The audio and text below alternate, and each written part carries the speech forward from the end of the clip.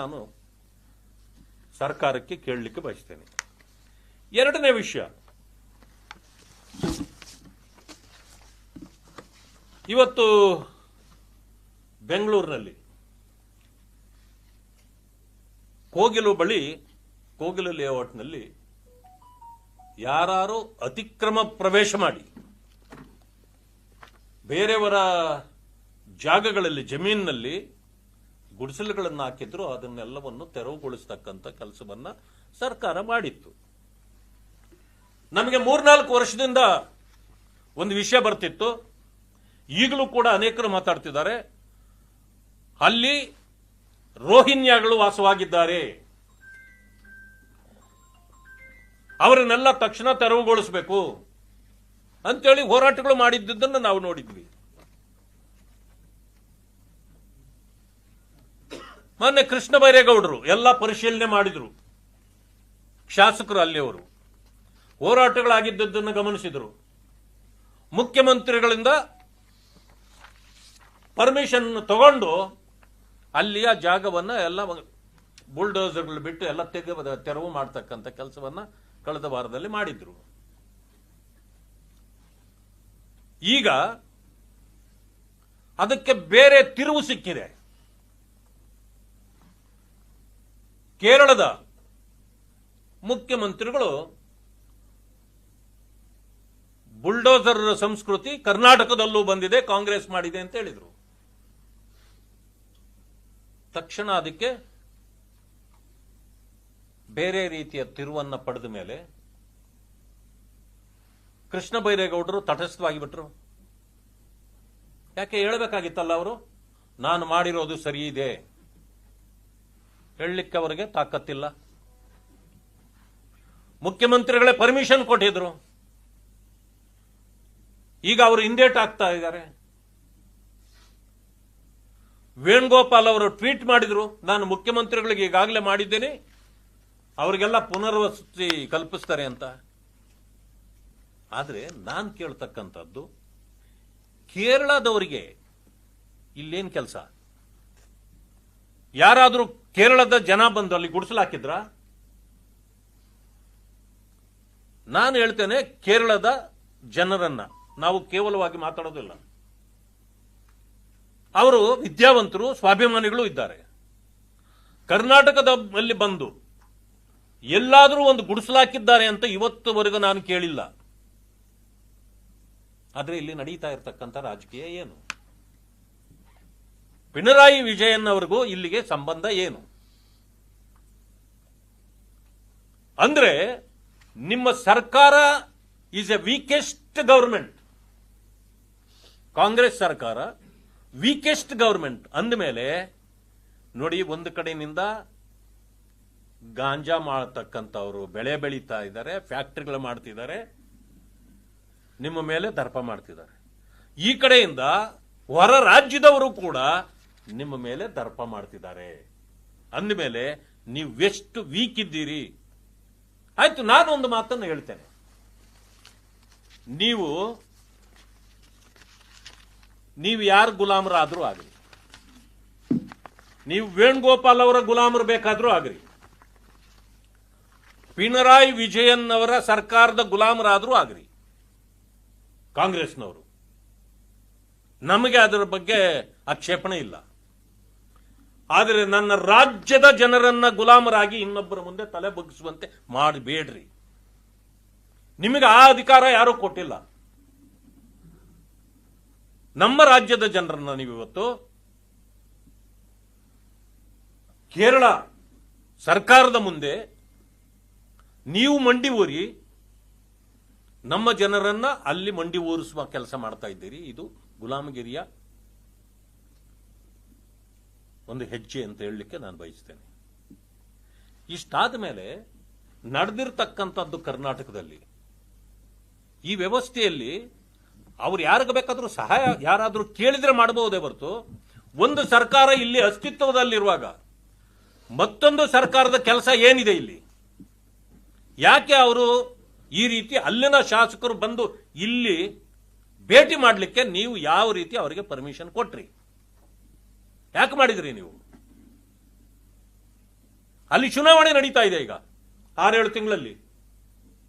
ಇದಕ್ಕೆ ಅವರು ರಾಜಕೀಯ ತಂತ್ರಗಳನ್ನು ಮಾಡಿದರೆ ನೀವು ಕಮ್ಯುನಿಸ್ಟ್ನವರಿಗೆ ನೀವು ಮಣೆ ಹಾಕ್ತಿದ್ದೀರಿ. Venugopal, who is he to interfere in the affairs of Karnataka? ಅವರು MP ಇರ್ಬೋದು, ಅದೇನೇ ಇರ್ಬೋದು, ನಿಮ್ಮ ಕಾಂಗ್ರೆಸ್ ನಾಯಕರು ಇರ್ಬೋದು, ಅವರು ಬಂದು ನಮ್ಮ ಅಡ್ಮಿನಿಸ್ಟ್ರೇಷನ್ ನಲ್ಲಿ ಮುಖ್ಯಮಂತ್ರಿಗಳಿಗೆ ಹೇಳಿದ್ದೀನಿ ವ್ಯವಸ್ಥೆ ಆಗುತ್ತೆ. ಮಾನ್ಯ ಮುಖ್ಯಮಂತ್ರಿಗಳೇ, ನೀವೇ ಪರ್ಮಿಷನ್ ಕೊಟ್ಟು ಡೆಮಾಲಿಷನ್ ಮಾಡಿಸಿರೋದು. ಮಾನ್ಯ ಜಮೀರ್ ಅಹಮದ್ ಅವರು ನಿನ್ನೆ ಭೇಟಿ ಕೊಡ್ತಾರೆ. ಏನ್ ಹೇಳಿದ್ದವರು? ಕಲ್ ಶಾಮ್ ತಕ್ ಆಪ್ಕೋ ಮೀಠಾ ಏನದು मीठा खबर मिल जाएगा, गुड न्यूज, मीठा खबर मिल जाएगा. क्या खबर वो? ಅಂದ್ರೆ ಇದೆಲ್ಲ ವ್ಯವಸ್ಥಿತ ಪಿತೂರಿ ಅಂತ ಕಾಣಲ್ವೇ ಸರ್ಕಾರದಲ್ಲಿ? ಎಲ್ಲೋ ಯಾರೋ ಆಸ್ತಿಗೆ ಕಬ್ಜಾ ಮಾಡಿದ್ದವ್ರನ್ನ ಇವತ್ತು ನೀವು ತೀರ್ಮಾನ ತಗೊಂಡು ಅವರಿಗೆ ತಂದು ಒಳ್ಳೆಯ ವಸ್ತುಗಳನ್ನು ನೀವು ಕೊಡ್ತೀರಿ ಅಂತಂದ್ರೆ ಅವ್ರು ಯಾರು ಮೊದಲು ಅಂತ ನೀವು ಗಮನಿಸಿದ್ದೀರಾ? ಅವರು ನಿಜವಾಗ್ಲೂ ಕರ್ನಾಟಕದವರ? ಕರ್ನಾಟಕದಲ್ಲಿ ಎಷ್ಟೋ ಜನರಿಗೆ ಇವತ್ತು ವಸತಿ ಇಲ್ಲ. ಈ ಸರ್ಕಾರ ಬಂದ ಮೇಲೆ ಒಂದು ಮನೆ ಕಟ್ಟಿಕೊಟ್ಟಿಲ್ಲ ಯಾರಿಗೂ. ನಮ್ಮ ಸರ್ಕಾರದಲ್ಲಿ ಯಾವ್ಯಾವ ಸ್ಯಾಂಕ್ಷನ್ ಆಗಿತ್ತೋ ಇನ್ನೂ ಅವೇ ಕಂಪ್ಲೀಟ್ ಮಾಡಿಲ್ಲ ಇವರು. ಅವು ಆಗಿರೋವನ್ನ ಈಗ ಎಲ್ಲೆಲ್ಲಿ ನೀವು ಡೆಮಾಲಿಷನ್ ಮಾಡಿದ್ರಿ ಅವ್ರಿಗೆ ತಂದು ಕೊಡ್ಲಿಕ್ಕೆ ನೀವು ಈಗಾಗಲೇ ಪ್ಲಾನ್ ಮಾಡ್ತಾ ಇದ್ದೀರಿ. ಹಾಗಿದ್ದ ಮೇಲೆ ನೀವೇ ಕಾನೂನನ್ನ ಬ್ರೇಕ್ ಮಾಡ್ತಾ ಇದ್ದೀರಿ. ಈಗ ಅಲ್ಲಿ ಡೆಮಾಲಿಷನ್ ಆದ ತಕ್ಷಣ ಬೇರೆಯವರು ನಿಮಗೆ ತಾಕೀತು ಮಾಡಿದ್ರು ಅನ್ನೋ ಕಾರಣಕ್ಕೆ ನೀವು ಅವ್ರಿಗೆ ಮನೆ ವಸತಿ ತಂದು ಕೊಡೋದಾದ್ರೆ, ಇಲ್ಲಿವರೆಗೂ ಎಷ್ಟು ಕಡೆ ವಸತಿಗಳನ್ನ ನೀವು ಹಾಳು ಮಾಡಿದ್ದೀರಿ, ಯಾರ್ಯಾರೋ ಅವರ ಮನೆಗಳನ್ನ ಕೆಡವಿದ್ದೀರಿ, ಬುಲ್ಡೋಸ್ ಮಾಡಿದ್ದೀರಿ, ಅವ್ರು ಯಾರೇ ಇರಲಿ ಅವ್ರಿಗೂ ಇವತ್ತು ನೀವು ಮನೆಗಳನ್ನ ಕೊಡಬೇಕಾಗತ್ತೆ. ಇವ್ರಿಗೆ ಮಾತ್ರ ಅಲ್ಲ, ಯಾಕಂದ್ರೆ ಇವರೇನು ಎಲ್ಲಿಂದ ಬಂದ್ರು? ಇವರು ಬಾಂಗ್ಲಾದೇಶದವ್ರಿಗೆ ನೀವು ಮನೆ ಕೊಡೋದಾದ್ರೆ ಇಲ್ಲಿ ಮನೆ ಕಳ್ಕೊಂಡವರ ಗತಿಗಳು ಏನಾಗಿರ್ಬೇಕು? ಇವತ್ತು ಎಲ್ಲೆಲ್ಲಿಂದಲೋ ಬಂದವ್ರೆ, ಕರ್ನಾಟಕದವರು ಬಂದಿದ್ದಾರೆ, ಅಲ್ಲಿ ಕೆಲವು ದಲಿತ ಕುಟುಂಬಗಳೂ ಬಂದಿವೆ. ನಿರ್ಗತಿಕರಿದ್ರೆ ಅವ್ರಿಗೂ ಕೊಡಿ, ನಾವು ಬೇಡ ಅನ್ನೋದಿಲ್ಲ. ಆದರೆ ಹೊರ ರಾಜ್ಯ ಹೊರ ದೇಶದಿಂದ ಬಂದು ಅಲ್ಲಿ ಗುಡಿಸಲುವಾಸಿಗಳಾಗಿದ್ರೆ ಅವರಿಗೆ ಕೊಡಬೇಕು ಅಂತಕ್ಕಂಥ ಕಾನೂನು ಇಲ್ಲ. ನೀವು ಹೊಸ ಕಾನೂನು ಸೃಷ್ಟಿ ಮಾಡಲಿಕ್ಕೆ ಹೊರಟಿದ್ದೀರಿ. ಇದನ್ನು ಮಾಡಿದ್ದೇ ಆದ್ರೆ ಇದುವರೆಗೂ ಎಷ್ಟು ಸಾವಿರ ಅಥವಾ ಲಕ್ಷಗಟ್ಟಲೆ ಜನ ಕರ್ನಾಟಕದಲ್ಲಿ ಈ ರೀತಿ ತೊಂದರೆಗೆ ಬಂದಿದ್ರೋ, ಸ್ಲಮ್ಗಳನ್ನು ಒಡೆದಾಕಿ ನೀವು ಅವರನ್ನು ಎತ್ತಂಗಡಿ ಮಾಡಿಸಿದ್ರೋ, ಎಲ್ಲರಿಗೂ ಇವತ್ತು ನೀವು ಮನೆ ಕೊಡಬೇಕಾಗತ್ತೆ. ಎಲ್ಲಕ್ಕಿಂತ ಮಿಗಿಲಾಗಿ ನೀವು ಯಾರು ಅಂತ ಮೊದಲು ಪರಿಶೀಲನೆ ಮಾಡಿ. ಅವ್ರನ್ನ ಹೊರ ರಾಜ್ಯದವರಿಗೆ ಹೊರ ದೇಶದವರಿಗೆ ನೀವು ಕೊಡಬೇಕು ಅಂತ ಏನು ಕಾನೂನಿನಲ್ಲಿಲ್ಲ. ಇದನ್ನ ಮೊದಲು ಅಲ್ಲಿ ಯಾರು ಹಣ ಈಸ್ಕೊಂಡು ಮನೆಗಳು ಇದು ನಿಮಗೇನೆ ಕಟ್ಟಿಸ್ಕೊಡ್ತೀವಿ ಅಂತೆಲ್ಲ ಮಾರಾಟ ಮಾಡಿದ್ದಾರೆ, ಇದೆಲ್ಲ ಇದೆ ಅಲ್ಲಿ. ಅವನ್ಯಾರು ಹುಸೇನೋ ಏನೋ ಅವ್ರ ಹೆಸರು, ವಸೀಂ ಅರೆಸ್ಟ್ ಮಾಡಿದ್ರ ಅವ್ರನ್ನ? ಯಾಕಿನ್ನೂ ಅರೆಸ್ಟ್ ಮಾಡಿಲ್ಲ? ಅಂದ್ರೆ ನಿಮ್ಗೇನು ಮಾಹಿತಿನೇ ಇಲ್ಲ ಸರ್ಕಾರಕ್ಕೆ. ನೀವೆಂತ ಗುಜರಿ ಸರ್ಕಾರ ಮಾಡ್ಲಿಕ್ಕೆ ಬಂದಿರ್ರಿ ನೀವು? ಈ ಅನುಭವದ ಕೊರತೆ ಇದೆಯಾ ನಿಮಗೆ? ಏನನ್ಬೇಕು ಈ ಸರ್ಕಾರನ? ಏನ್ ನಡೆದಿದೆ ಅನ್ನೋದೇ ಗೊತ್ತಿಲ್ಲ, ಅಲ್ಲಿ ಯಾರು ಇದ್ದಾರೆ ಅನ್ನೋದೇ ಗೊತ್ತಿಲ್ಲ. ಒಂದು ಕಡೆಯಿಂದ ನೀವೇ ಡೆಮಾಲಿಷನ್ ಮಾಡ್ತೀರಿ, ಮತ್ತೊಂದು ಕಡೆಯಿಂದ ನೀವೇ ಅವರಿಗೆ ವಸತಿ ಕಲ್ಪಿಸ್ತೀನಿ ಅಂತೀರಿ. ಎಂತ ಗುಲಾಮಗಿರಿ ಸರ್ಕಾರ ಇದು? ನಾವು ವಿರೋಧ ಪಕ್ಷದಲ್ಲಿರಬಹುದು, ನೀವು ಮಾಡಿದ್ದನ್ನೆಲ್ಲ ಒಪ್ಪಲಿಕ್ಕೆ ನಾವು ಸಾಧ್ಯ ಇಲ್ಲ. ಈ ವ್ಯವಸ್ಥೆಯನ್ನು ಹಾಳು ಮಾಡಿದ್ದನ್ನು ನಾವು ಸಹಿಸೋದಿಲ್ಲ. ಸಂವಿಧಾನದ ತಳಗಡೆ ಎಲ್ಲರೂ ಕೆಲಸ ಮಾಡಬೇಕಾಗಿರೋದು ಇದೆ. ನಿಮ್ಮದೇ ರೀತಿಯ ಕಾನೂನುಗಳನ್ನು ನೀವು ಮಾಡಿ ವ್ಯವಸ್ಥೆಯನ್ನ ಹಾಳು ಮಾಡತಕ್ಕಂಥ ಕೆಲಸವನ್ನ ನೀವು ಮಾಡಬಾರದು. ನೀವು ಇವತ್ತು ಕೊಡಿ, NIAಗೆ ಒಪ್ಪಿಸಿ ಈ ಕೇಸನ್ನ, ಅವರು ಪರಿಶೀಲನೆ ಮಾಡಲಿ. ಯಾರು ನಿಜವಾಗಿಯೂ ಈ ರಾಜ್ಯದವರು ಅಥವಾ ಇವರು ಮೂಲ ಎಲ್ಲಿ, ಇವರು ಎಲ್ಲಿಂದ ಬಂದಿದ್ದಾರೆ, ಅದೆಲ್ಲ ಮೊದಲು ಪರಿಶೀಲನೆ ಆಗಲಿ.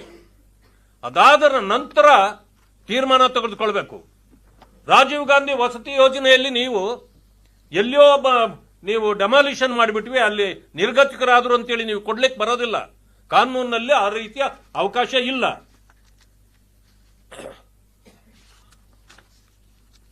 KC ವೇಣುಗೋಪಾಲ್ ಅವರು ನಿಮ್ಮ ನಾಯಕರು ಇರಬಹುದು,